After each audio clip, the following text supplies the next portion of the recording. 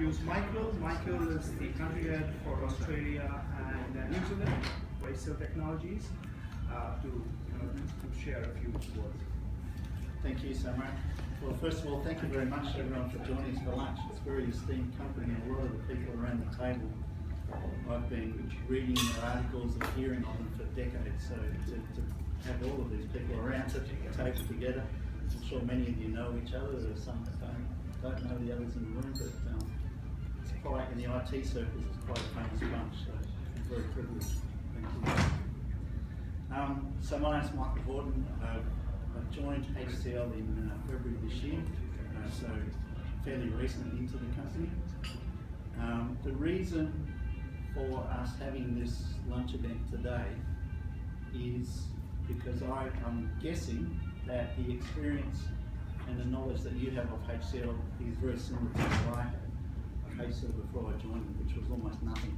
I really did not know anything about the company. How it came about was quite fortuitous. The day that I was approached by the recruiter was a person from India. When he said it was HCL, I'd heard the name, but I didn't know who they were, and so I didn't really pay much attention. And on the same day, I had a call from, actually it was the CEO of CSC, called me, and we were asked on to a call to discuss a strategy for an opportunity that we were working on. And in that discussion, he started talking about the virtues of HCL, and it was just prior to CSC and HCL announcing the partnership, which you might have heard was announced. It would have been January this year, and so it was literally an hour after I had a call from the recruiter. It was not related. The recruiter didn't know anything about the partnership, but so I had the recruiter, I had the CEO telling me pay attention to this company. So I thought, okay, I better pay attention. I started looking at the web announcements and things like that on HCL, and I was quite surprised with what I found. And there was a few things that struck me. First of all, the growth was extraordinary. There was no doubt.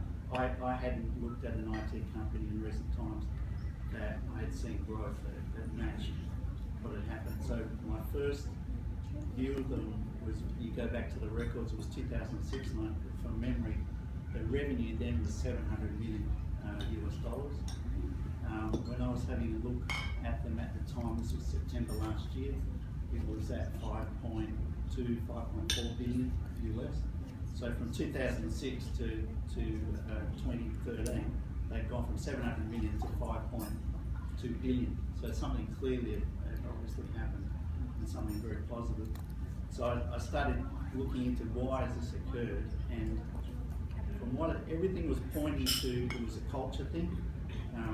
So Len and I were talking earlier, and he luckily has some background on HCL, having met some of the key people, including the founder for HCL, so he's got a good background on it. But there was a CEO that was two CEOs previously that wrote a book, Employee First, and he put forward this proposition that the company should concentrate on the employee, number one, customer, number two.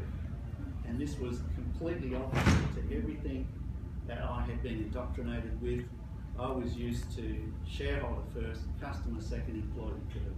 And that's working for a US-based company, quarter to quarter, share market perception is everything. And this was like totally in reverse to what I've been used to.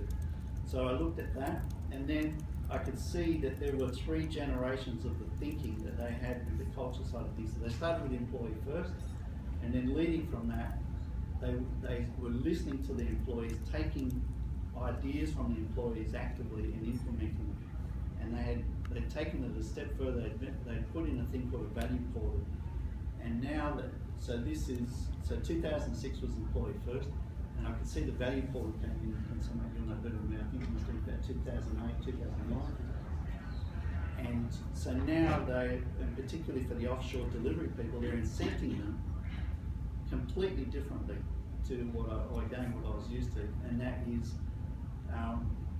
they now get bonused, so they get incentives, intrinsic and extrinsic motivation type out of put forward your ideas to improve your customer's business. And it was improve your customer's business, not HCL's business. And even if the improvement meant a revenue hit to HCL, or there needed to be some cost to implement it, they're still actively asked to go ahead and implement, obviously with the customer's approval. And then they actually get bonused on what sort of saving they can bring for the customer. So again, this was totally different to what I was brought up in the industry to how you incent staff. And when I first, after I started with HCL and I first went to the delivery centres, I was really keen to test if the rhetoric was what was really happening in real life, and I was really surprised. So the first thing that they want to talk about when you go into, and the one I went to was Disney, is they proudly show you their slice of the value for their customer, and how many ideas the team's put forward, how many have been implemented, what the dollar saving is for the customer over a period, and they've got that all statistically there, and they can't show the dollar saving for the customer or dollar improvement for the customer unless the customer signed off on it. And so what happens is, obviously, customer satisfaction goes up. So when you have a look at the customer satisfaction ratings for HCL, it's best in class in the globe. And they demonstrate, and it's probably online, they show the graph of the customer satisfaction increase and match it against the revenue increase, and they follow exactly the same curve. And so to me, I don't think it's coincidence that is how the growth has come around. So the third generation of the culture side of things, so they've realised now they're incenting the staff to improve the customer's business. The SLAs are no longer the target, it's now the baseline that they start from, so that's set as the minimum standard, and the staff are now incented to go beyond that. And then the concept of beyond the contract came around, which is the latest type, and you'll see that in your handouts here today. So they've built into the culture, and they've done it in a way that appeals to the people that work in these delivery centres, also to the people that come out to the regions like ourselves here in Australia. It fits with the Indian culture, it fits with their ethos, and it leaves the guys very enthusiastic about their roles, and I've never seen that before.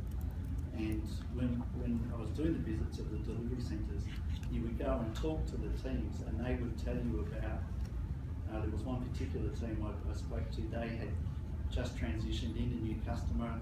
They had come from an incumbent supplier over to HCL, who were describing the difference between what it was like to work for the previous company compared to working for HCL. And this area was a backup team, and they were saying it was very simple things. In their previous company, they could see how the backups could be improved. Were asked to, could they do it? And the company said no, there has to be contract variations for charges. And as soon as they came to HCL, all of those things that they've been wanting to do, they were just allowed to do it. And for them, it was like the shackles had come off. So I can't explain it any other way than that's how the growth has come about. For Australia, we're also seeing that growth mirrored. And I was also talking to Len about this earlier. My predecessor, who was in the role for quite a while, was an Indian fellow who came out here, and I can see that the initial real jump of growth came when he was at the helm. Unfortunately, he passed away. He had a heart attack, I think it was about 3 or 4 years ago, which is very sad. But I can see that was when HCL really started going in Australia. So to me, coming on board, I had a very good base to build from. Financial services, which Balaji heads up, is our main revenue area and main continuing annuity revenue. The growth is coming out of the areas outside of financial services, which is fantastic. So we did have a publicised win just recently for City Trains. That was our first state government customer. We're definitely seeing a change in not only perceptions but the willingness to engage with Indian perceived offshore providers. And I say perceived because a lot of people are very surprised that our onshore-offshore ratio is heading very quickly towards 50-50. 50% of our staff are actually onshore here in Australia and New Zealand. They are predominantly Indian culture, so it will be staff who have come out here on 457 visa, and it's quite a large percentage still working on 457 visa, and there is a rotation that goes through to refresh that. Some stay on if they, it's very difficult to get into HCL because it's a sought after company to work for. It's difficult to go from HCL in India out to the region. You have to be the best of the people in India, and to get sponsored for permanent residency and stay in Australia, basically the best of the best of the best. So we've got very good staff that stay on here, and we've also got that rotation that's occurring. I'm quite often asked, how do you view that scenario where there's a lot of Indian culture people coming into the country, in some regards staying here, creating new families here, new children? How do you feel about all of this? And I thought long and hard about it, but I can see nothing but positive for it. The immigration to Australia from India, I believe, percentage-wise, it's the largest number of people coming into Australia of Indian culture now. And I did see a presentation, it was a few months ago, I think it was 38% of people moving to Australia are from India. So what we're seeing now, I believe, is what we saw in the 50s and 60s with the so-called 10-pound poms. So my wife was a 10-pound pom. She came out from Jersey. The Greeks who went to Melbourne also in the 50s and 60s, the Italians. So, to me, I see this as that next wave of immigration and culture that's coming to Australia. And I think we should be welcoming these people with open arms. The work ethic is like nothing I've ever seen before. They're very family orientated, very much law-abiding citizens, very gentle people by nature. That's the culture, the religion, everything. And I think it's, if I was a politician, and I know, Abbott's been to India just recently, and Mr. Modi was out here with Lucky to attend his session in Melbourne last week, was it? No, week before. So the countries are really looking to tie each other much closer than they were. I would be promoting immigration in this area. And when it comes to IT, a key issue that we have in the IT industry in Australia is that our children do not see IT as a valid career. The universities will graduate very few people in pure IT this year. That's across Australia, and it's in the hundreds. I don't know the exact number, but it's very, very low. I don't know, Len, if you would have any idea of the numbers as well. But we do know it's very low. And yet, the requirements for IT, and although less people can do more, the requirements for people is not reducing. And going forward, I can only see it going up. And the human capital of the globe for IT is in India. And we need to welcome these people into the country, because it's going to be the basis for our economic growth going forward. The mining and oil and gas industries are suffering badly at the moment. We're seeing a shift over into, we're seeing some of the other sectors picking up. Manufacturing was up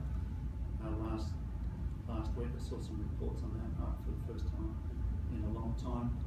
Our finance sector is very, very strong, and all of these rely on IT, and we need to be able to do that. So when you couple the culture with the requirement for more IT people, and also the skills that can be provided, it's not only HCL, but it's also some of the other Indian providers. You will see strong growth out of this sector, and probably stronger than perhaps others are realising and already feeling. Our current roadblocks at the moment are perception, And as I said, it is changing in government and changing very quickly. And I do see that they're taking very solid actions towards incenting us to bring more people over from India to deal with us, but they're still very, very careful about the political viewpoint on dealing with an Indian offshore provider. But I think that will change because the Australian public is not stupid, and they'll realise what is needed, what is a good product.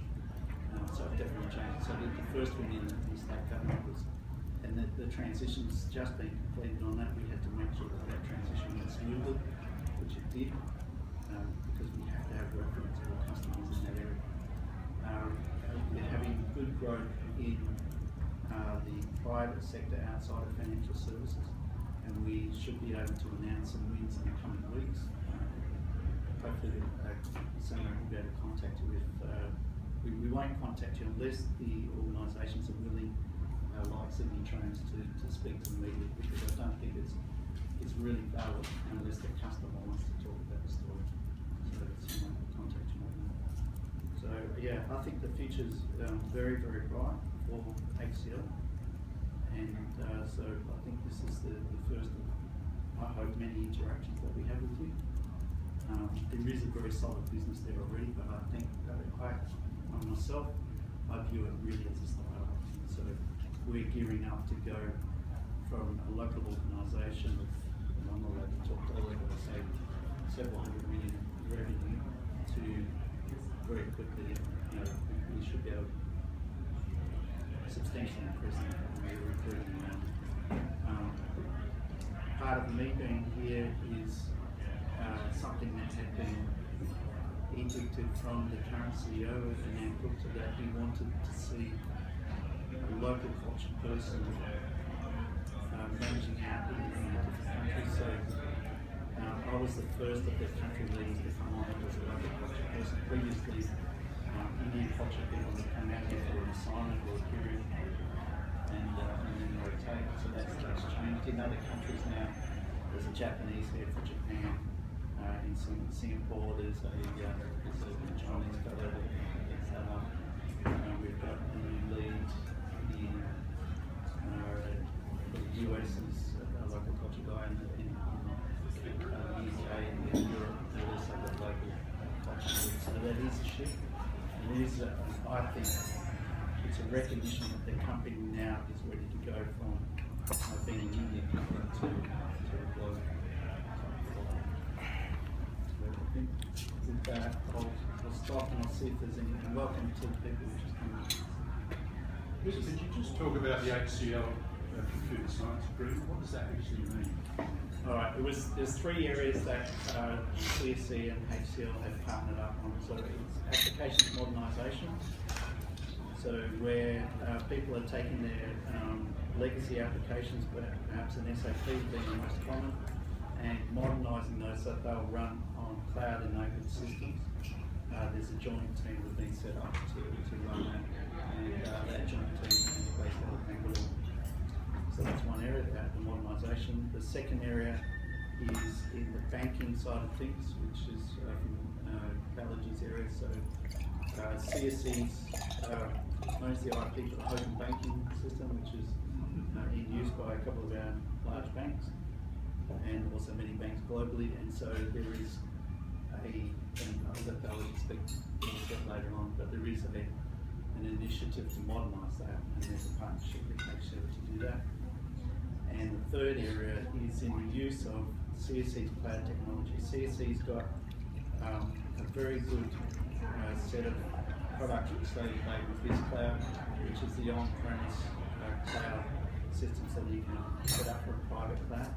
They also did an acquisition of Service Mesh, which was acquired, I think it was around about November last year, which enables, it's a software layer that enables the orchestration across multiple cloud systems, so you can successfully set up, for example, an Amazon cloud, BizCloud, and a Microsoft Azure cloud, and set up policies that automatically from the desktop say this sort of data should be going on Amazon, that should go off to this cloud, depending on the policy set by the customer.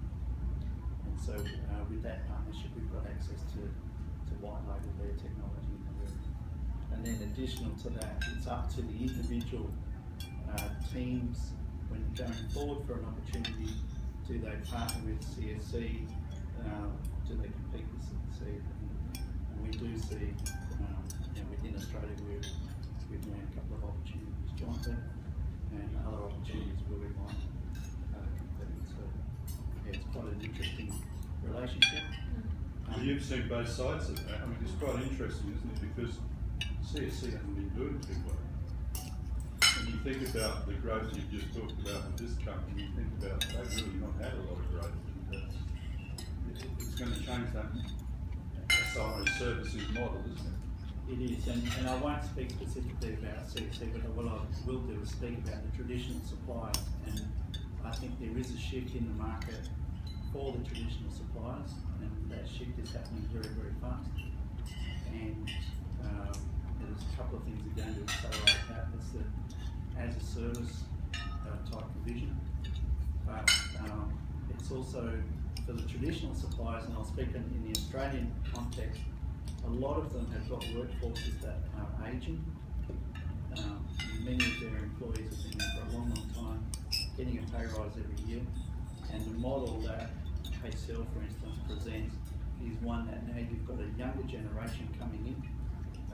The salaries therefore are at a lower level. They're better trained because they're very well educated, they're better skilled, and they're very incented to work hard because they want, when they come to Australia, they want to make a new life here in Australia for them and their future families. So you see a totally different work ethic and incentive, and it's very, when HCL gets to the table, it's a very tough competition. There's price, there's capability, and there's the relationships and the growing referenceability that we're getting with the Australian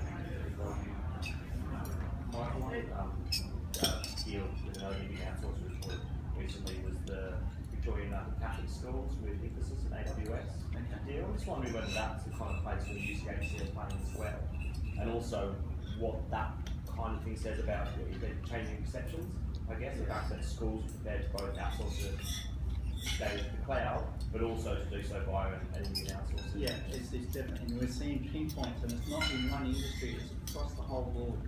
So activity for us at present, both with deals that we're winning, deals that we're about to win, or deals that we're working on, are in so many different industries. There's no exception. And for the first time, people are reaching out. And what we've had to do to accelerate that is really spend a lot of time with the analysts and third-party advisors community, because a lot of them knew of HCL, but they knew very little about HCL. So presented to them the value that HCL brings, and for a lot of them it's been a real eye-opener, and very quickly they've been very collaborative with us. But even so, I still get feedback that when they're talking to a client about who should be invited to the RFP, they put forward HCL, and the client for their own previous conceptions has said no. So that is going to shift, and I think it will shift very, very quickly. Something else about growth locally, and especially in terms of onshore resources. You talked a lot about bringing people in from overseas. Yeah. Another area that I know some of the Indian outsourcers are looking around doing acquisition. I know Indra, for instance, is pretty close to locking in an acquisition earlier this year. Just wondering, are you doing anything in that space? Do you see that as potentially, say, IT providers, systems integrators, MSPs, those kind of companies in Australia as being another growth opportunity? Yeah, and we have looked at acquisitions. We haven't actually taken any real positive action, but we're just constantly looking at it all the time. The acquisitions that we would like to make, should they occur, would be where we're going to enhance an industry vertical, and to get us to be able to skill up very quickly in that area and bring people reference on the side of things other than to get into grow your public sector footprint or grow into a certain. Whichever sector it is, yeah. So we definitely would consider that. And that's been done also at a global level, various regions. But, yeah, nothing specific at the moment. Can you just clarify what you said about several hundred revenues? That's what you're aiming for, or that's what you already get with the store? I know you couldn't do a dollar figure on it. What are we allowed to say? We can guess from our staff headcount, so that's in the fact sheet. We're more than 3,000 staff supporting Australian customers, so that will give you an indication of the size. So we've got a solid, I'll put it this way, we've got a very solid base to build on. And even though that is a very solid base and quite a substantial business, I would still see that, in my view, as a startup as to where this company can go. So those 3,000, 1,500 based in Australia, 15 Pretty much half and half. Yeah. 1,500 based in Australia. What percentage are Australian nationals with that? Very few. Ethnicity or not? Yeah, very few. Most are Indian culture, and out of that number, probably 80% to 90% are Indian culture. So what the 1,500 that are in India, would they be dedicated to Australian customers or would they be Dedicated to serving? Australian customers, yeah. So the way that the delivery centres run is they do dedicate to a customer, but in that they build in a rotation, so that every 2 years, 18 months to 2 years, the individual in that team will swap out onto another customer, but it's done in a staggered approach, so that the team has got very good IP on that customer. But when they're working on that customer, when you go into those delivery centres, like I mentioned the Disney one, you go in there, there's Disney stuff everywhere on the wall, and it's very clear. They don't even have to tell you who they're working for. You can tell as soon as you walk in. And they will have close ties with the customer. So the customers always visit quite regularly to the delivery centres. They quite enjoy going there. And often our staff will go out to the customers that they in whichever country. Are all the delivery centres in India? Yeah, no, sorry, there is some delivery centres in the Philippines and What we have done is now we have diversified our base. In fact, we used to be a predominantly Indian origin player a few years back. So now we've got 26 delivery centers outside of India. In this region, we've got a development center in Singapore, there's one in Manila, and the strategy is actually to build scale and size outside of India for a couple of reasons. So one is that we understand that there are certain markets which offer a lot of skill sets which complement our delivery model as well. For example, Australia, we have seen specific financial services skills are very difficult to find elsewhere. For example, mining natural resources are very difficult to find. So we're incubating these skills in country. So our Australia strategy, although it's a growth market for us, but it's also an innovation market for us. So we're trying to incubate skills across specific verticals in country to build that size and scale outside of India. So the delivery centres are by industry? No, delivery centers are broadly across industries. By customer? Yeah. The second aspect is, I think, so I've been in a position different to Michael. I spent a lot of time in HCL. I spent about 12 odd years in HCL. And there has been a huge transformation that we have seen, especially in the last 7 years, and we have been part of that. So the other tenet of the strategy, and I'll be more specific for Australia because that is the realm right now, is also trying to do two things. One is localization. What we are doing is think global, act local. And there are two flavors of that. Sorry. So think global, act local. So what we are doing is specific skill development programs in country. We are running that as we speak, and we are trying to build that scale in country. The second thing is investing on country-specific frameworks, and we understand there is a lot to be done specific to Australia and tailored to Australia, which a lot of competitors are not doing. You can't just transpose a global capability in Australia and be relevant to the consumers of Australia. So that's another shift and departure that we are making in terms of our Australia strategy. The third aspect is specific vertical focus. So banking and financial services is a key focus area for us. Energy, natural resources and mining is a focus area for us, and also government. So these are the three pillars of investment which will happen and continue to happen locally in country. You mentioned your reverence for the Indian cultural work ethic.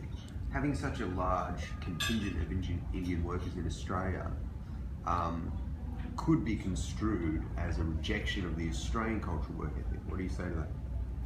It's an interesting question, and something that I think long and hard about myself. I see no reason at the moment to change that culture, because I can see that it works really, really well. We do have customers who would prefer the interface between them and where the work's done to be in Australia, and some people have actually asked that specifically in their contracts. But again, I think that is a legacy type attitude and almost naivety. And I think people could really improve themselves by taking time to understand the Indian culture, the way that they work. No culture is perfect, there's no doubt about it. And the Indian culture has its positives and its negatives, as does any culture. But they're fantastic people to work with. And like I was saying, I see no reason to change the culture within it. So have you ever lost a client because they wanted specific Australian personnel? No, because we've always addressed it when that request has come through. Sorry, can you tell us more what's going on? Is it Sydney Trains or State Rail? Sydney Trains. Sydney Yeah. Trains. All right, so we started the transition was been 4 months ago. Yeah. Transition from the people that were providing the work before and internally over to HCL. Predominantly the work at the moment is done onshore. And I think it's about 70-30 is a split, 70% onshore. And that will shift over a period to 50-50. So there are people that have come in to the company from Sydney Trains. We've got a celebration tomorrow night and tomorrow afternoon in the Sydney Trains on the success of the transition. And so the applications that have come across, 107 applications have come across to us successfully. And like I said before, we were very wary that this had to go well. There couldn't be any issues with the transition. But obviously we do that for every customer. This was the first state government one, so it had to work really, really well, and it has, thankfully. So I get to meet with the Sydney Trains people tomorrow. I'm looking forward to it. You're on a train trip. Yeah. Interested in something like that, you compete against CSC. CSC used to be Yeah, they Sydney were. Trains for a long time. I think they were in In the original stage. original stage, Yeah. they went in the later stages. So you are, though you partner with them, you're also competing against them. Yeah, we do, and that is a decision that is taken at the time, deal by deal.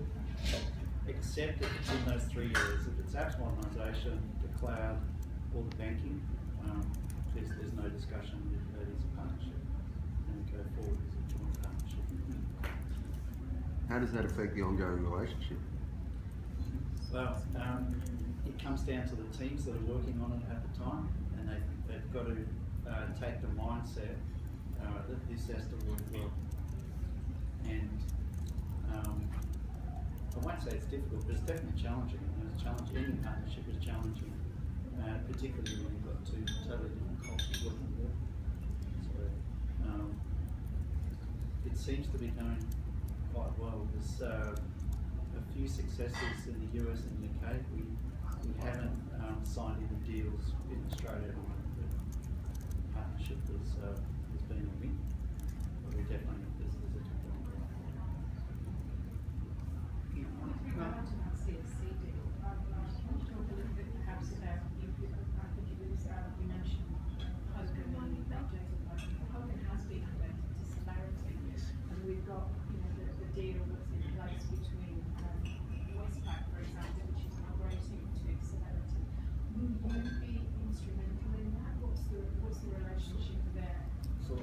there are two tenets of the partnership on banking. So one is existing Hogan installations where customers don't want to migrate out of them for various reasons. So maintenance, enhancement, and keeping that live. The second aspect is modernization outside of Hogan. So be it Celerity or be it any other platform. So that's the realm of this partnership, and we'll work together in both these instances to actually achieve the customer outcome in both these cases. So you will be, even though Westpac was a heritage CSC customer, you will be working on that project. So is it another question? Will you be following CSC if they say do work out of Australia? Because I think CSC in Australia is also working on projects in the US, as I understand it. Do you sort of be following them to that level, or is it going to be just in Australia? No, so No, this the partnership is global partnership. Okay. So it's a global partnership. So there is no boundaries in terms of geography. The only boundary is in terms of scope. So I said it's limited to the scope I talked about. So the global, the global partnership was signed in January. Yeah. And I think CSC also signed a partnership with SAP. Did I get that They right? did, I think they announced that it was investing Right, yeah. Is that, how do you guys work with, are you going to be working with them as well? How's that work? Well, again, with the SAP, we've got very strong relationships. My boss, Sanjeev Nikor, is meeting with them in Singapore on Friday. At a very senior level. So SAP, I think let me again give you a bit of what has happened in the last 3 or 4 years. So we acquired a company called Axon, I think in 2009, somewhere, right? So Axon was a very specialist SAP shop, and that is that by virtue of the acquisition and growth in that area, will now become the top 5 system integrators on the SAP side globally. So again, that's why SAP is a very strong platform of as a focus within HCL by virtue of the acquisition. Secondly, Axon, I think there is a bit of departure from what Mike said. From an implementation side, there is a huge focus on in-country capability on SAP implementation, and that's the strategy as well. So we're not looking to deviate. So it's a bit of difference from our traditional model versus in specific areas. If you look at, I'll give another example in terms of say payments. We are building local capability in country to service that particular market for a variety of reasons. So we'll continue to, as I said, invest in areas where it makes sense to have a local capability both from a consumer side and a customer perspective, and that would be something which will not depart on. And diversity is a huge focus. Even Michael coming on board is a similar sign. And there is a huge diversity program and even women leadership as well within HCL. Percentage of your workforce is female. I think it's upward of This is a topic we have been 30% of talk the about. we can get back to you. Let's say, so I don't have that. 35% last year. 35. But I'll give you the exact number. We can get back to you, but that's again a huge focus area for us in terms to try and grow that number as well. Percentage of senior executives. We'll come back to you. I think that I don't have the top of the mind in terms of globally how it stacks up.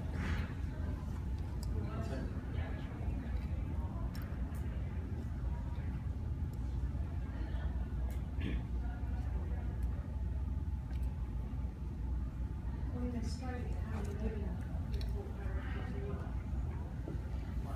One top, so very One, low. one doctor. How many now? 6.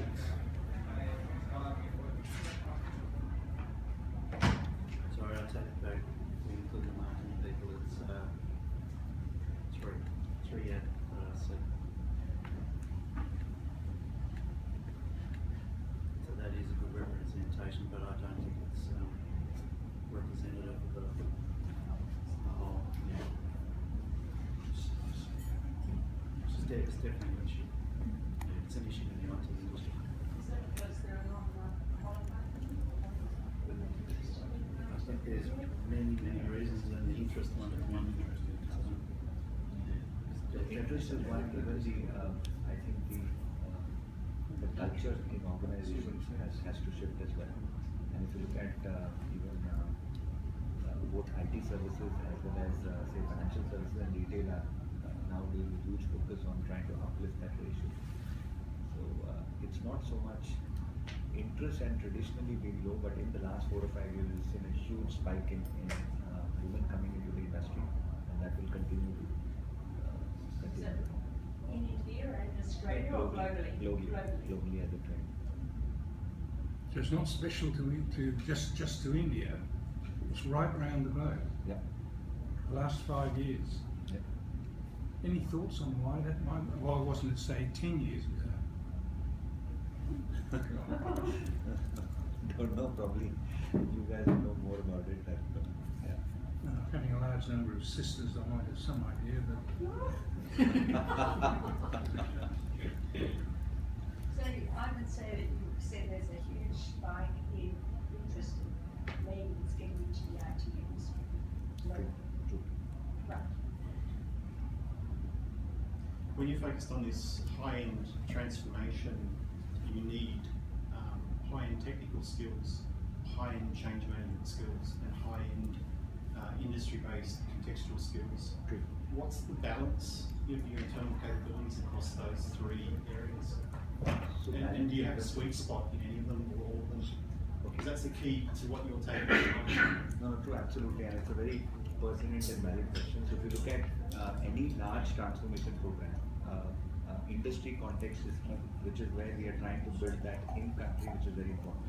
Even if you look at some of the transformation on the wealth side, super side, core platforms transformation, all that is the strategy going forward is actually do that in country.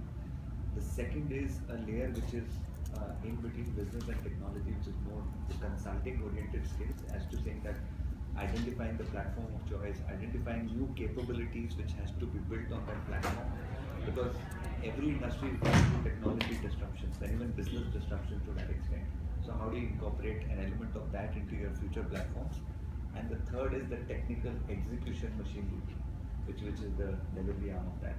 So traditionally our sweet spot has been in technical delivery, we're good at it, and to an element of identifying new capabilities which needs to be incorporated within the industry in the next 3 to 5 years. So that's been the sweet spot. Now we're trying to move up the chain and trying to build the business context of that within our delivery approach.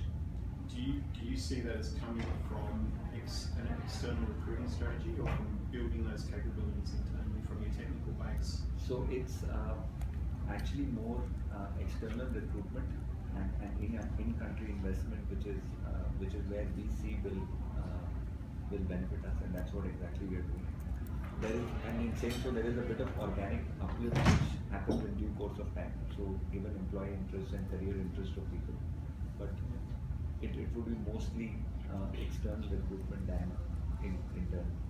Has it been driven by the fact that you're experiencing challenges, given that you're sort of operating that high-end transformation land and you've got that technical skills sort of sweet spot? Have you faced challenges around sort of industry contextual sort of capability that's sort of driving your need for that sort of recruitment? So as in every business, I think it's some parts are emerging and some parts are mature. So financial services is a mature business for us, so the challenge would be lesser degree as compared to some of the emerging verticals. So it's always a kind of balance that we strike. Some verticals and some portfolios will be ahead of the curve. Some we need to build with a view of the next 3 to 5 years. The launch yesterday of the new payments platform in Australia, there's a huge amount of work to be done now by the financial sector to actually integrate that. Where do you see the challenges for Australian ADIs and where are the opportunities for HCL? So I think, again, very good question. This is one of our, I think, focus areas as well as thought processes going into the next 3 to 5 years as well. First is, if you think of NPP as a compliance and regulatory initiative, I think it will be a huge loss in terms of opportunity that it presents. Couple of things. One is the overlay services and the ability of overlay services to influence net new revenue enhancement is very significant. And if it will be a shame if the ADIs treat that as more of compliance to go along with RBI. The second is, if you look at the broad shift in the payments industry as well, there is squeeze happening on all fronts.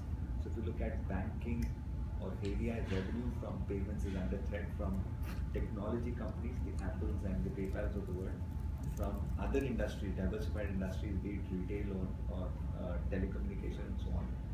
So if, and our approach is that if the ADIs don't play a role in the economic e-commerce value chain, they will lose out on some of the upstream interaction with the customer. As if you look at banking, banking comes fairly late in the customer's daily lives. It's more as a settlement and a processing kind of relationship than actually being in the center of the consumer's daily lives.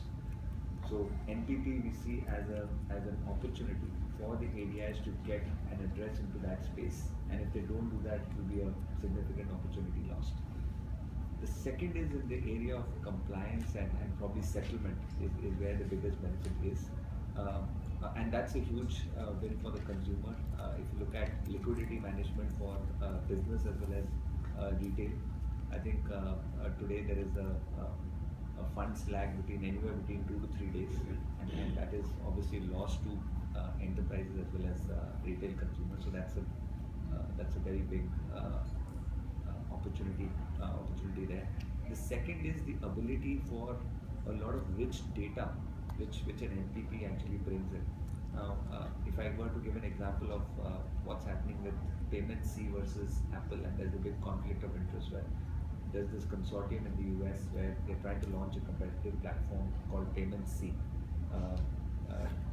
against Apple Pay and the likes.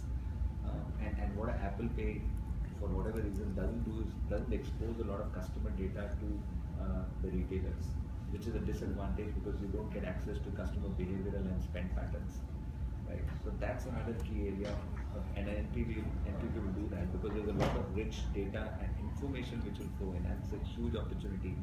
How do you, for the first time, financial services will see a mass consumerization of financial services, truly addressing the needs of the consumer rather than more, as I said, protecting or just delivering the financial outcome at the end of the day.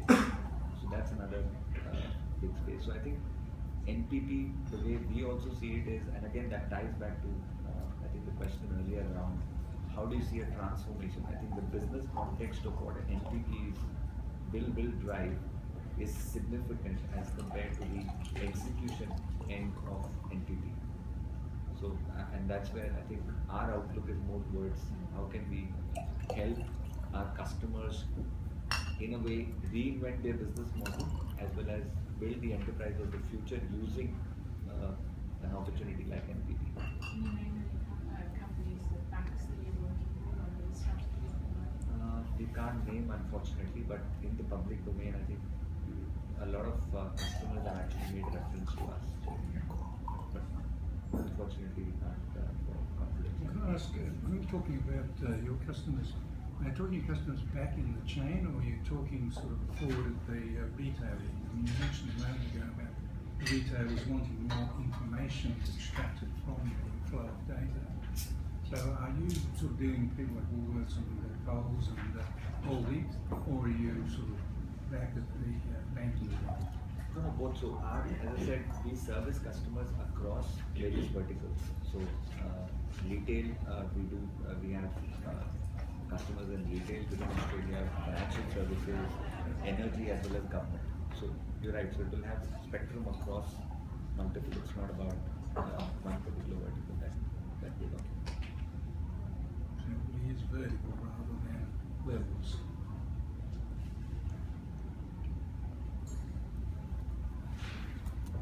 And are there many people putting pressure on you for more information, processing, boil down of the data, forward reporting rather than sort of historical reporting? So data is a very, again, another good leading question because a lot from the government task force last week. Yeah, true. I was there, where it was on a very live issue. Yeah, true. So a lot of focus has been around social analytics, which is data outside the boundaries of the enterprise. So if you look at ROI and benefits, there are two ways to look at it. One is there is a lot of unstructured data within the boundaries of the enterprise. Look at the branch and the point of sale. There is a huge unstructured data lying there.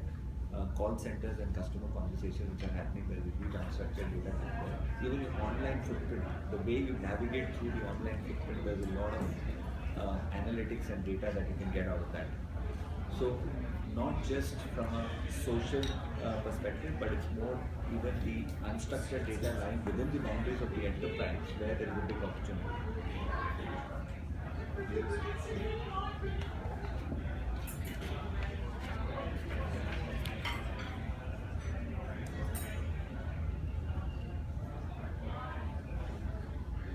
I'll ask some questions myself. Yes, What do you think of some of the things that you've been saying about use and does it match your perceptions that you had, not just at HCL, but providers and, does it match? Yeah. I'm pleased to hear that because it was totally different from me as well. yes. Yeah. Surprisingly different. It is very positive. It's interesting you ask that question because, I mean, a lot of the Indian companies are rethinking their strategy in Australia at this point in time. And coming back on the point we made before, one of the companies now, everybody that's at the front line dealing with customers is in Australia and India. They've changed that strategy in the last 6 months. Yeah. And they've also now gone by separate verticals. So I think amongst the 8 or 10 Indian companies, they're all sort of realising they've got to compete against each other. Yeah. And they've got to differentiate themselves in those markets, and they haven't done that very well. So then you're saying they're swapping out? Yeah. And then that observation is also true in our context as well. So then if you look at, as I said, I'll go back again to that reference and that puts things in perspective. So if you look at business context of the work that you're doing, it's very important that for that to be in country. If you look at capabilities looking forward, and I take the example of NPP when I do that, again, those kind of things you have to have in country, otherwise it won't work.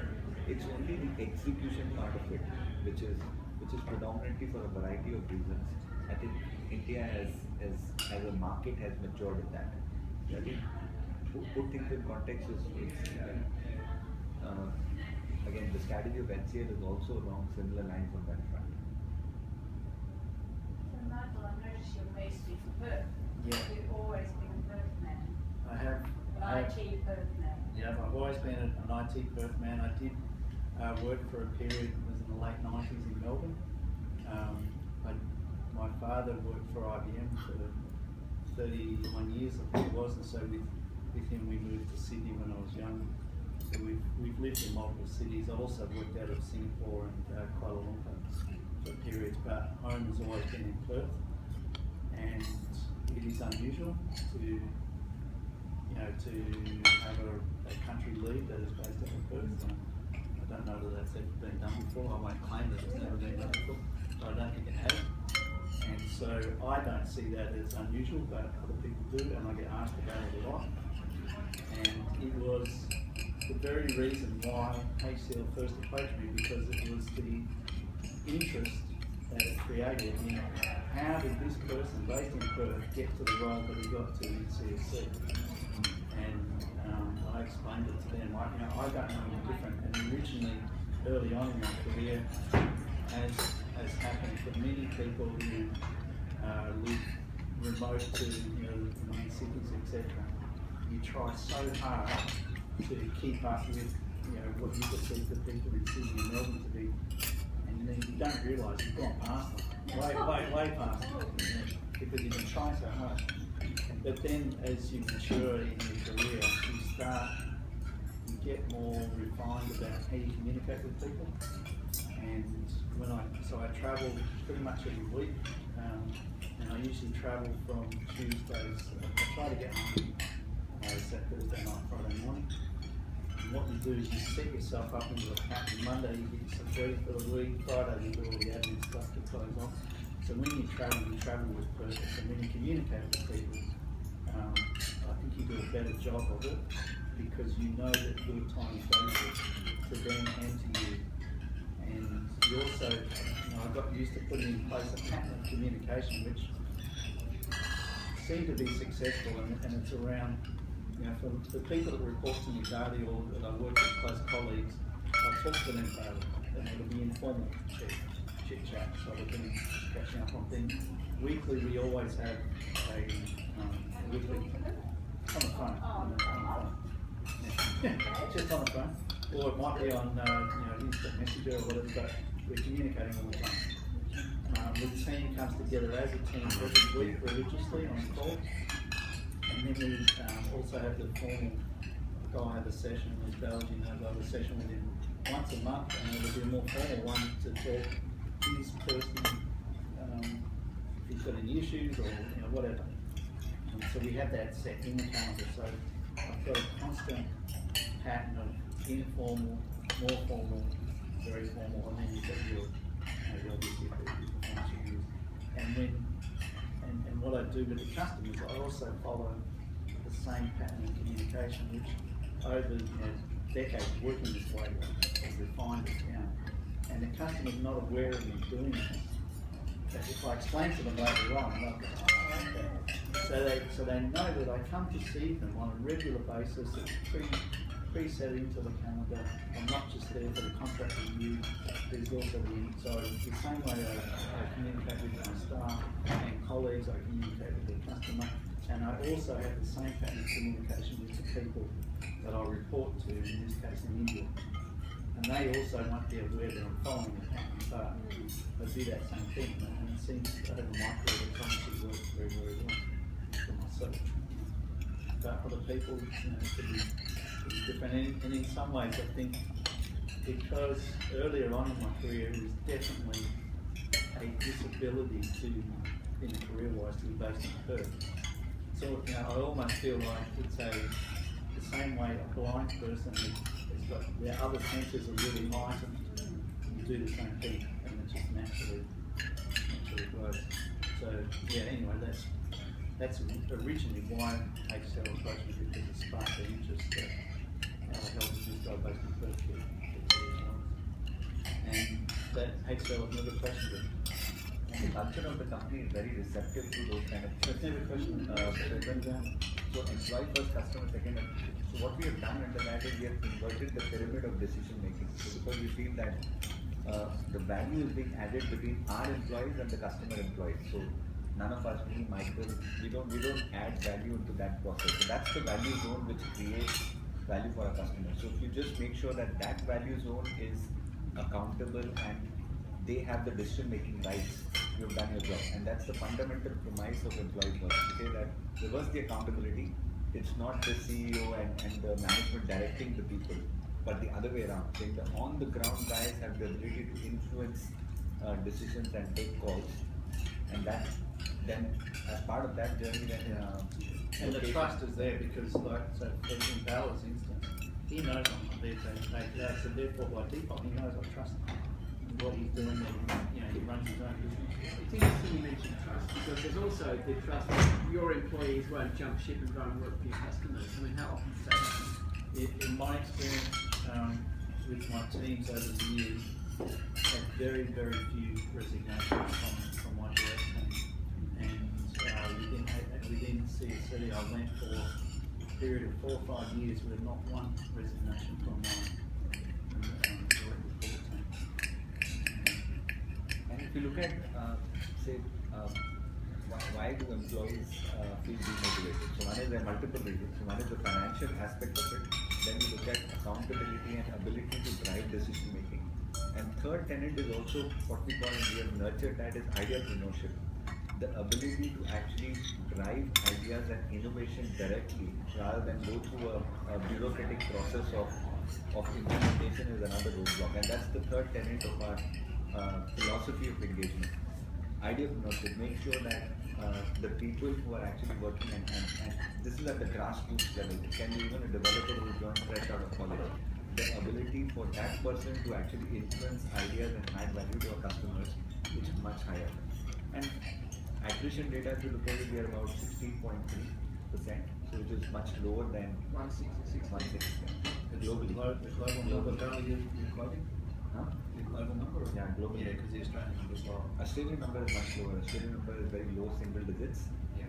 But as I said, globally in the IT industry, I think it's kind of lower than the average. The average is about 20% or something. So It much would be lower. like really 4, 5, 7 cases, so that would be the churn rate. So you're saying 457 will reduce the churn rate? Yeah, it would be Yeah, it would instead of almost not quite rocket science. So the regulation has also changed. So you can actually code 457 as well. So there's no. I think it used to be the case about 3 years back. You can now quote it easily. So I don't think that's an advantage in terms of retention. You know, you're talking about the incentives program, so you get incentives to deliver benefits to your customers. Yeah. How do you sell that? So for example, when you went in talking to civil trades about doing the work for them, how do you actually, at the end of the day, when you're negotiating with the lawyers and you're doing those settlements of your contracts, how do you account for that in your contract? The lawyers don't. The lawyers on both sides, I don't think, recognise or understand it, and you'll actually see some of the press that HCL's put out is that many of the contracts, the standard contracts, have ill-conceived as to what, they don't match exactly what the customer needs really are, and it's built around the history of SLAs and different targets, which at the end of the day, does the end customer really care about that particular SLA, what they're after is service, and it's very hard, I think, to quantify some of these things. So it's sort of not negotiated at contract stage, it's sort of discussed. it's discussed, the concepts are discussed, and I don't think the customer really understands it. They get an inkling of it when they do the visits to the delivery centres, because, and I'm sure that when they first go in there, they think a lot of it's scripted, but it's not scripted. But then as the delivery starts and they start to experience it themselves, then they understand it. And when they go back the second time, and they test it a few times and see it's not scripted, it's really there. I'll take an example. So if you look at, for example, a standard application development or maintenance contract, so you'll be liable for probably ensuring that incident response time and incident time to restore will be within limits and all. But for example, what we do is that we incentivize staff to actually look at cycle time reduction. So can we reduce the business cycle or the process cycle time? And that is not part of any contract. It doesn't need to be negotiated as well, because that's not the scope of what we are talking about, the direct scope of what we are talking. In terms of process automation or tool automation, there is nothing in the contract which will either stop it from happening or will say anything about it. So I think those kind of things, it will first of all not be negotiated or will not be part of the contract. And secondly, we feel that because market dynamics are changing, because of the disruption which is happening, regulations which are coming in every day, your contract for 3 or 5 years, whatever the term, it will not be static. And if you run an engagement based on the contract, first of all, the customer will get redundant himself or herself in the market if you try and do that. So that's the fundamental premise, saying that there's no point running a relationship by a contract. You need to make sure the hygiene factors are there. As Michael said, it's a base delivery that needs to happen.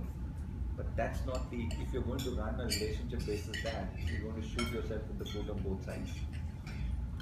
The second is there is also an added incentive as well. There is staff are incentivized. So the incentive program goes back to saying that if you are a value leader, then you get rewarded on multiple fronts.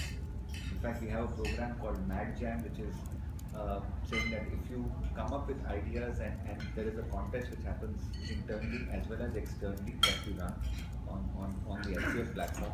And there is a funding that we give for that as well, to encourage innovation and make sure the culture is seeded. If you force it, it won't happen. I think you have to make sure that people imbibe the spirit and they have the degree of flexibility to actually go and run it the way they want.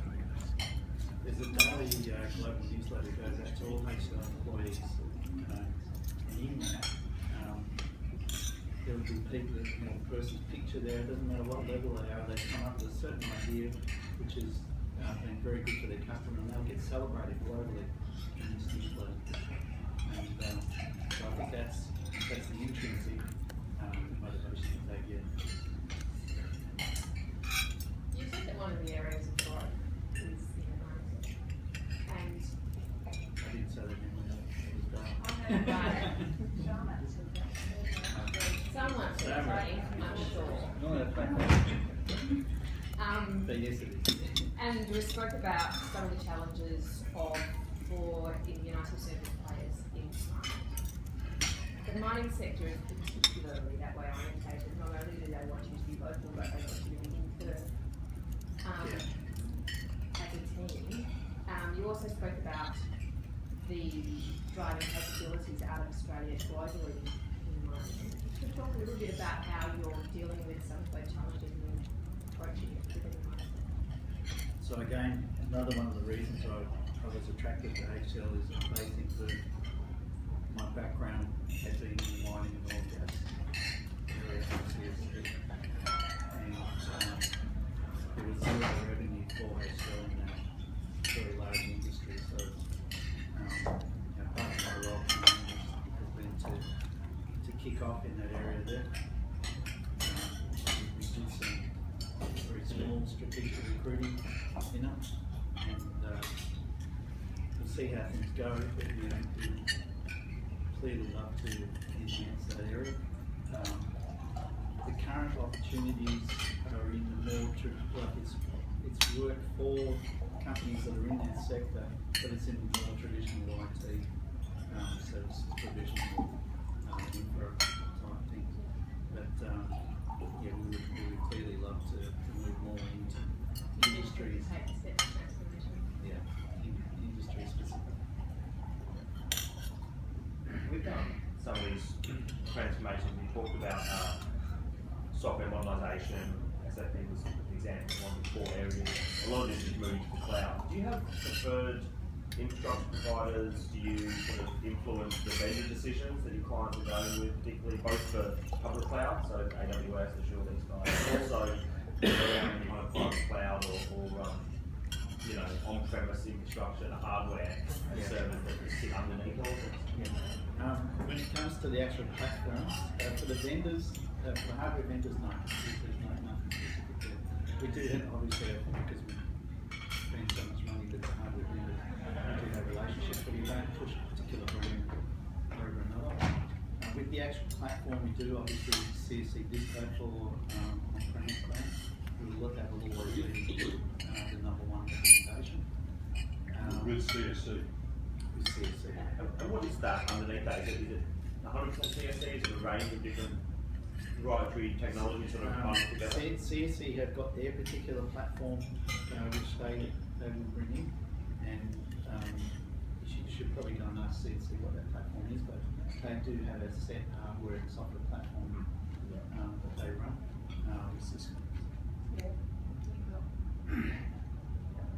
Or is it B-block, is it? Yeah. So, but we don't, if the customer wants to go a certain way, we won't tell them no, we're not going to do that.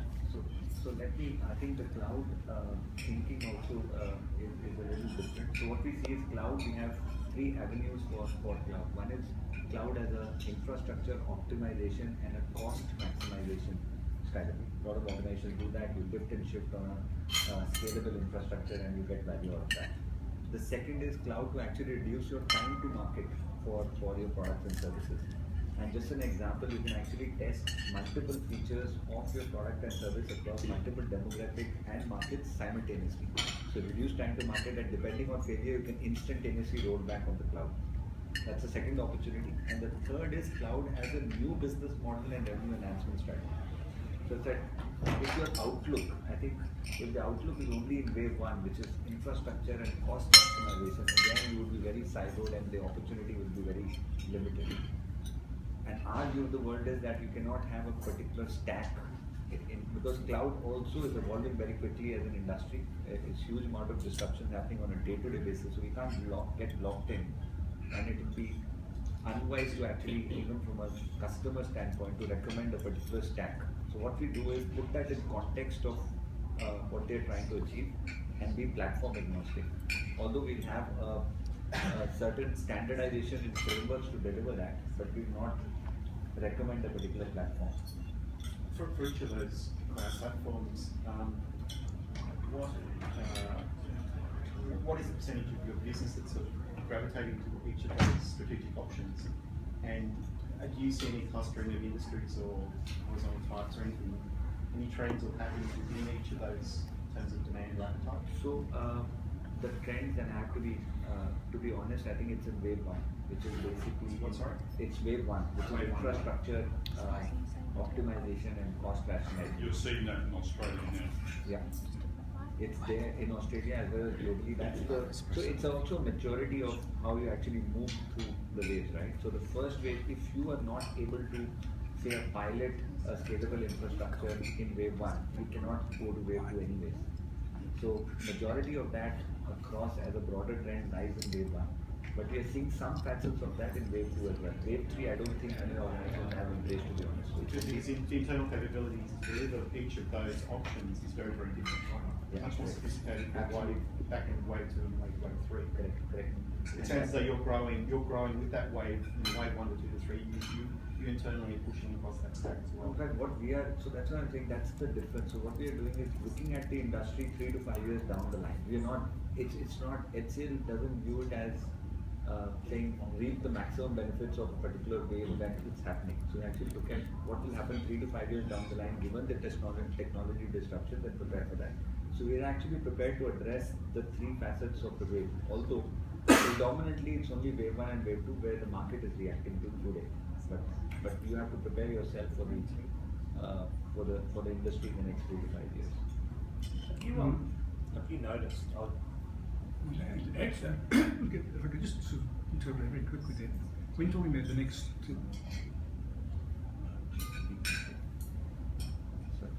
3 to 5 years, are you talking specifically about changes that are going to occur in the way the IT industry itself is structured, like for example the way cloud is flowed in, or are you talking about the technical and business changes which are going to affect the particular industry that you are supplying services to? See, cloud, as I said, you have to, the parent has to be a business driver. It cannot be a technology. Technology is just a means to delivering a particular objective. So in the next 3 to 5 years, we are seeing cloud to be more of a business trend than a technology trend. Although today, I think it's been seen more as an IT function and an IT driver, to be honest.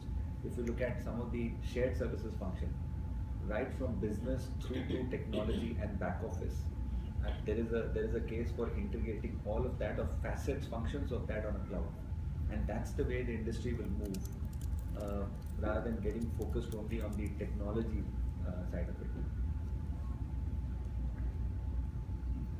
So, for example, there's a little the wacky big fight which is about to appear between Aldi and Woolworths, which we're waiting for with great anticipation early next year, would be if the IT people got involved, it would simply be as supplying services to the business battle, which is about to set off about margins and quality ranges.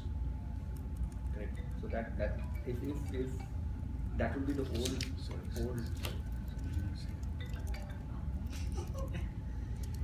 So that would new technology.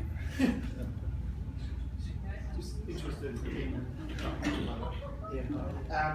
don't know if you talk about programming, but relationships with the likes of Salesforce and Google, how important is that and how are you cultivating that? Because legacy vendors, which you guys are now, have really struggled with that whole mindset about partnering with the likes of Salesforce, Google, and Azure and all these, right? NetSuite, etc.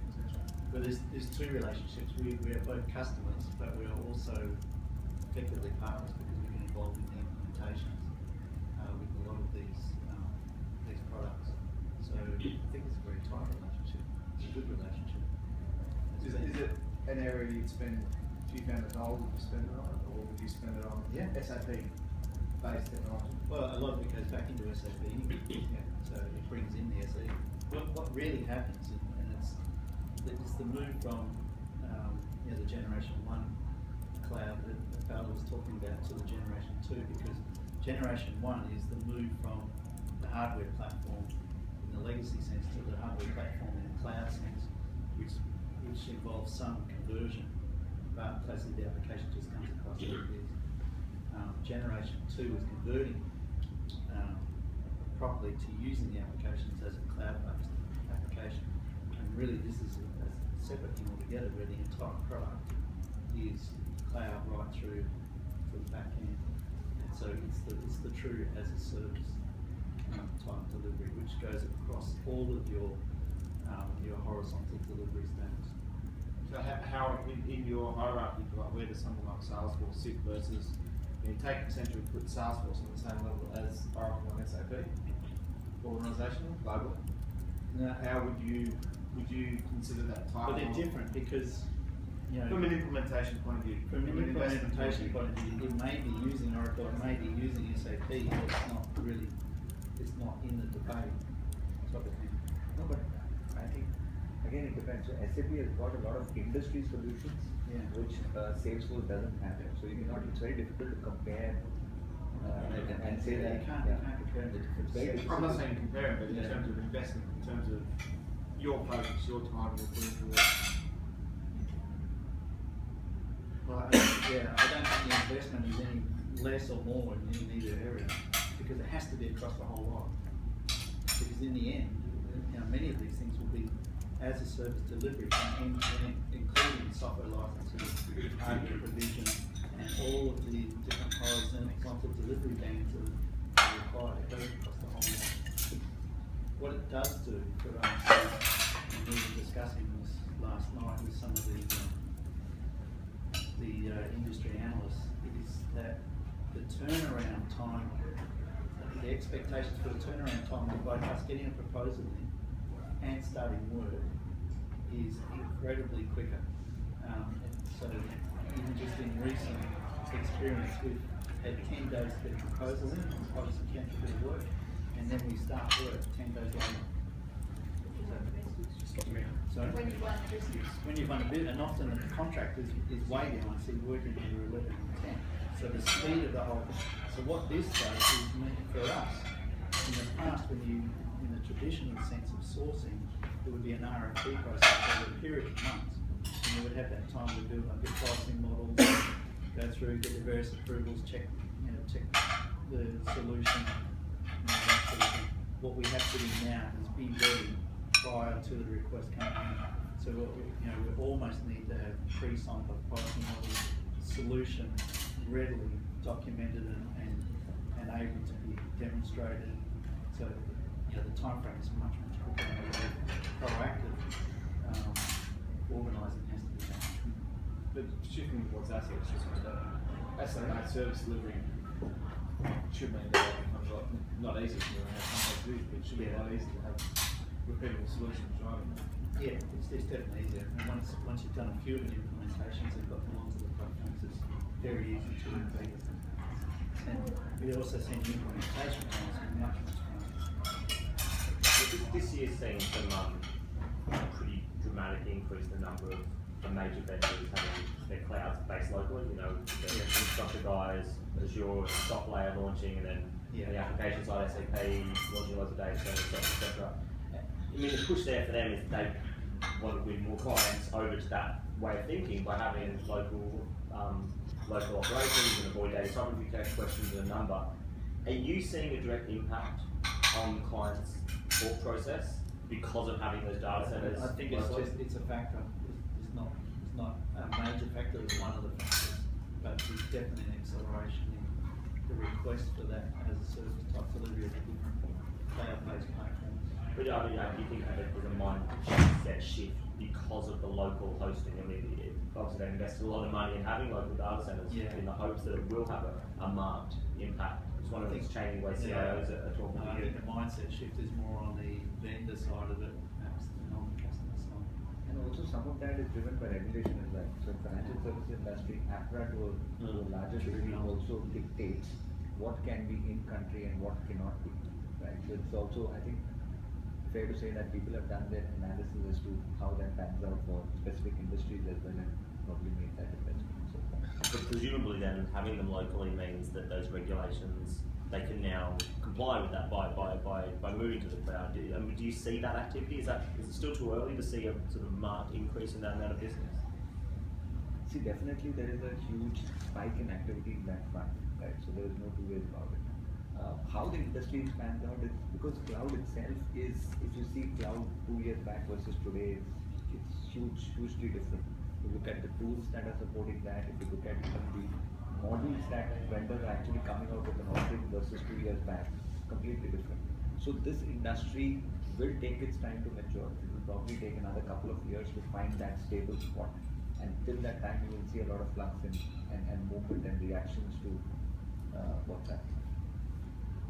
Excuse me, Michael, we have a relationship, global relationship with CSC. Do you have a relationship with any others other than SAP, or global relationship? Oh, there's many. Many. Don't worry. We could get the list for you. Yeah, but they're the couple of the main ones. They were the topical ones at the time.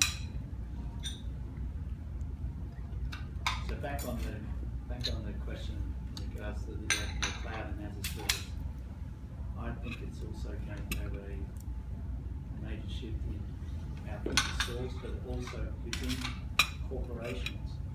There's going to be, I believe, a shift in how the IT model runs within the enterprise. So at the moment, a typical large enterprise will have core applications that normally have their 7 core business processes that will run in any large enterprise, doesn't matter what industry it is. And they will run on a core system of maybe SAP, Oracle, whatever it is. Those centralized costs are gathered up and charged out to the various departments within the organisation. And the end user in the department has very little say really on what applications they use and how much they're going to pay for it. But the new wave of applications that are coming through that are cloud-based are flipping it on its head, because now the power goes to the end user in the department, and they will say, I need 10,000 seats of a HRM product, and this is the application I prefer. And with that, with them specifying how many seats, they're now specifying how much they're going to pay for that. So it's gone from a push scenario of a corporate IT to a pull. Doesn't that potentially just kind of crazy shadow IT area where that one division may save a bit of money, but overall the company, by having multiple suppliers and multiple different potential license agreements with different vendors, can end up with actually a pretty inconsistent approach that we've better dealt with. That's overall. That's going to be the challenge of the internal IT department, and also the vendors as well, because we need to be providing the data that people can manage their business day to day. It's like the mobile phone bill that individuals went through over the last couple of years, and a lot of people have been on top of that. And it's also been incumbent on both the person but also the vendor to be able to provide them the information so that they can see how they're tracking on their bill. Do you see that as your role then, as an potential outsourced provider there, to actually be that person to manage and control those costs, to manage multiple vendor relationships? And these are my opinions, not necessarily HCL's, but I think we're incumbent on providing the information in a format that people can readily make a good decision, because the worst thing for us as a vendor, and it comes down to customer satisfaction, is that we end up in a situation where people are paying way too much and understand that and get annoyed by it. It's better that they've got the information to manage the business appropriately.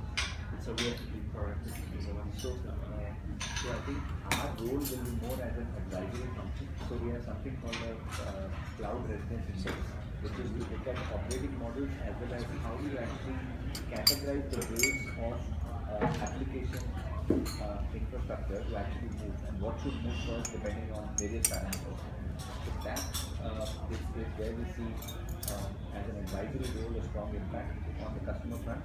But this is again it's a tricky question. There is an element of contestability even between business and IT. For example, certain aspects of HR are actually on a cloud already, right through from the business process through the IT front anyways. So what is the right balance? I think that's again, it will be fairly contested topic over the next 2 or 3 years? I also don't think it's homogeneous across the industry, Yeah. right? So it's very different across the industry, depending on how the marketing function and customer facing functions. Within the industrialised sectors, the movement around OT is driving increased strength of the IT function. But within as I said, another dynamic we're seeing is that the deployments that have been made across the business in the last 2 or 3 years are very your support, your framework, your expertise, your approaches to help us to ensure that the return on investment is achieved for the organisation. So I think it's certainly not a homogeneous thing. It's not homogeneous across the sector. And another factor that's very significant is the strength of the IT leaders. So where the leaders are very strong, they tend to have reliable influence over the leaders.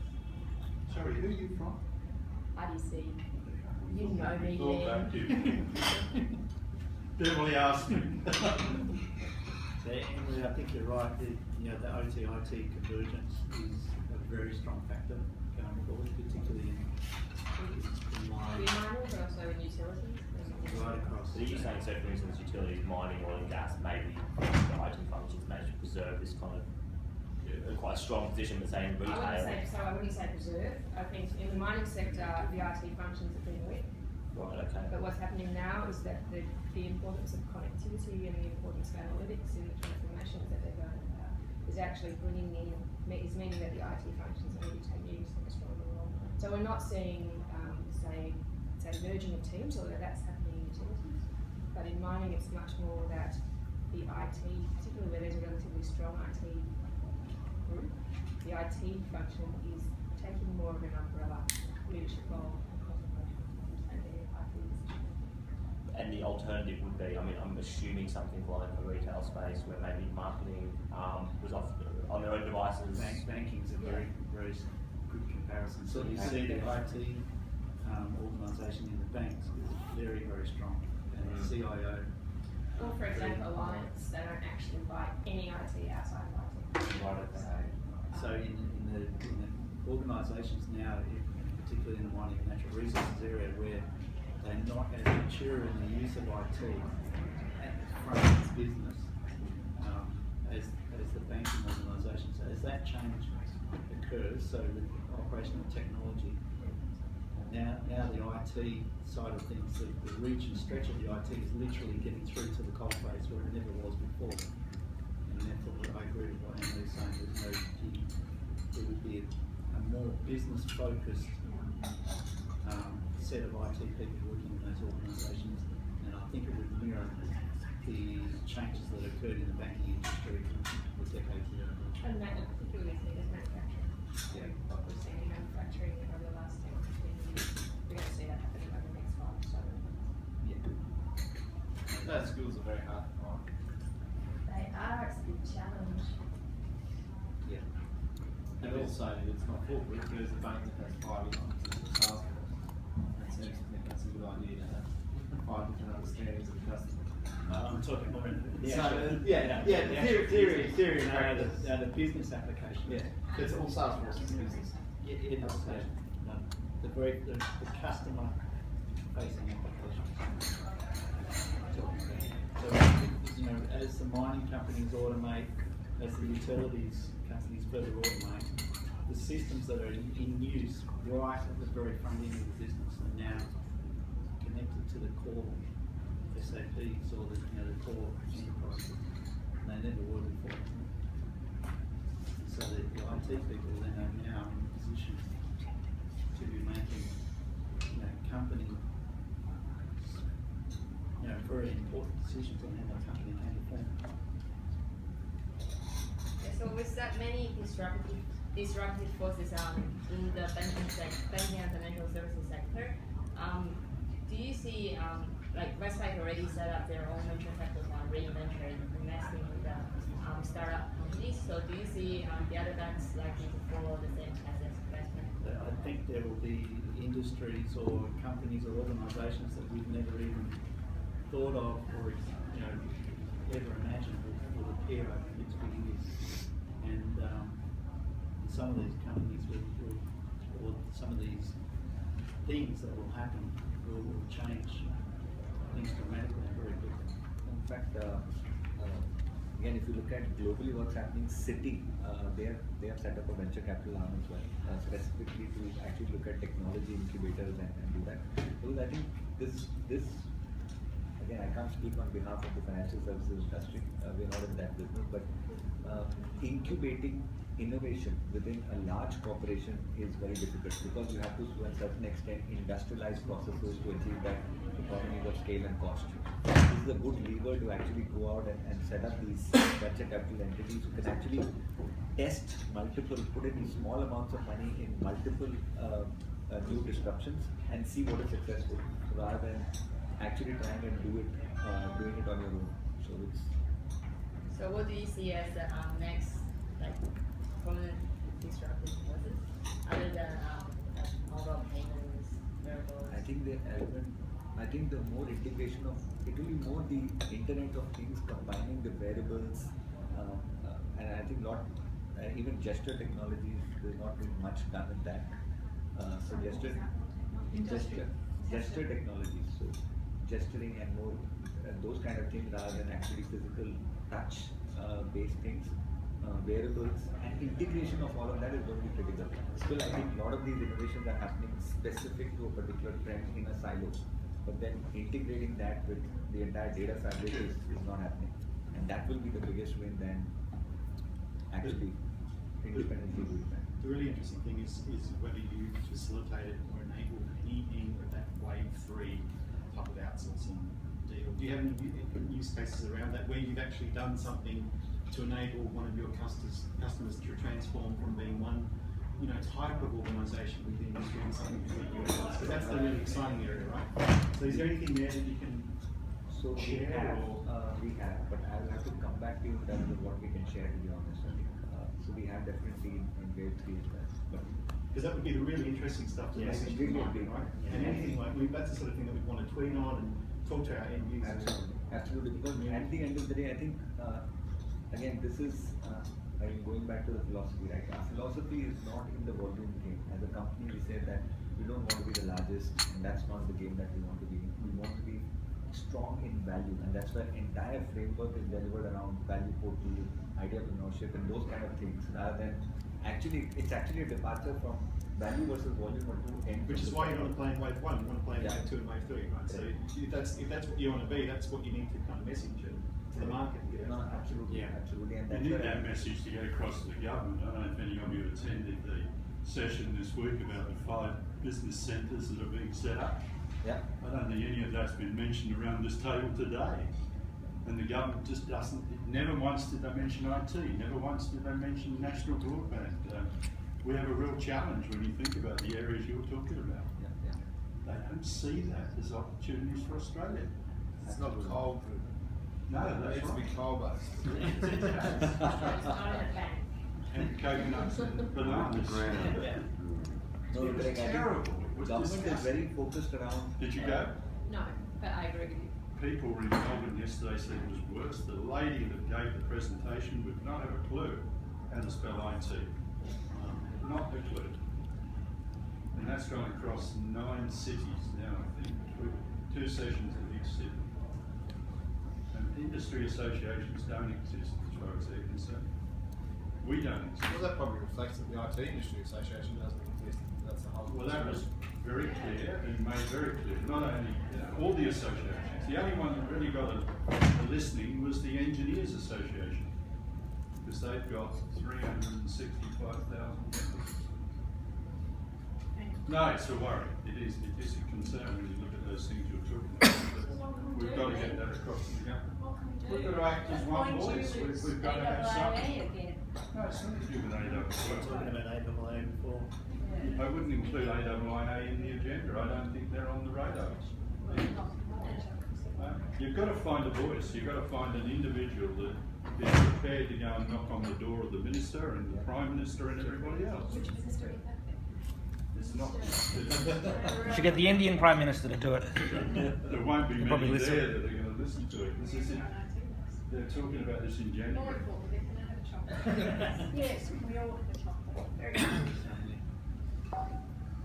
Oh, that is true, I think. That's all right, they're coming this way. Oh, they're coming from you.